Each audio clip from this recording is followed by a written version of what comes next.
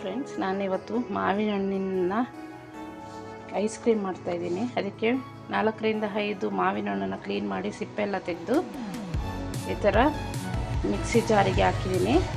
ಇದಕ್ಕೆ ಒಂದು 2 tea spoon vanilla custard ಪೌಡ್ರನ್ನ ನೀರಲ್ಲಿ ಗಟ್ಟಿ ಮಾಡಿಬಿಟ್ಟು ಸ್ಟವಲ್ಲಿಟ್ಟು ನೀರಲ್ಲಿ ಗಟ್ಟಿ ಮಾಡಿ ಇದನ್ನು ಮಿಕ್ಸಿ ಜಾರಿಗೆ ಹಾಕುವ. ನೋಡಿ, ಈಗ ವೆನಿಲಾ ಕಸ್ಟರ್ಡ್ ಪೌಡ್ರನ್ನ ಗಟ್ಟಿ ಮಾಡಿದ್ದನ್ನು ಈ ಮಿಕ್ಸಿಗೆ ಹಾಕ್ತೀನಿ. ಹಾಗೆ ಇದಕ್ಕೇ ಒಂದು ಸ್ವಲ್ಪ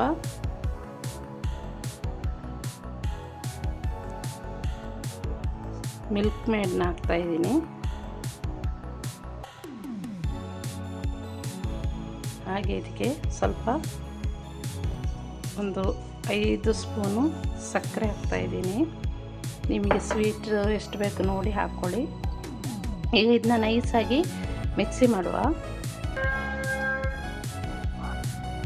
ನೋಡಿ, ಈಗ ಮಾವಿನ ಹಣ್ಣಿನ ಐಸ್ ಕ್ರೀಮು ರೆಡಿಯಾಗಿದೆ. ಇದನ್ನು ಫ್ರಿಜ್ಜಲ್ಲಿಟ್ಟು ಒಂದು ಓವರ್ನೈಟ್ ಫ್ರಿಜ್ಜಲ್ಲಿಟ್ಟು ಯೂಸ್ ಮಾಡ್ಬೋದು.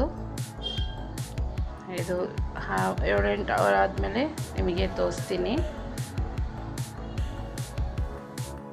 ನೋಡಿ, ನಾನು ಮಾಡಿಟ್ಟಂಥ ಐಸ್ ಕ್ರೀಮ್ ರೆಡಿಯಾಗಿದೆ. ಇದನ್ನ ಈಗ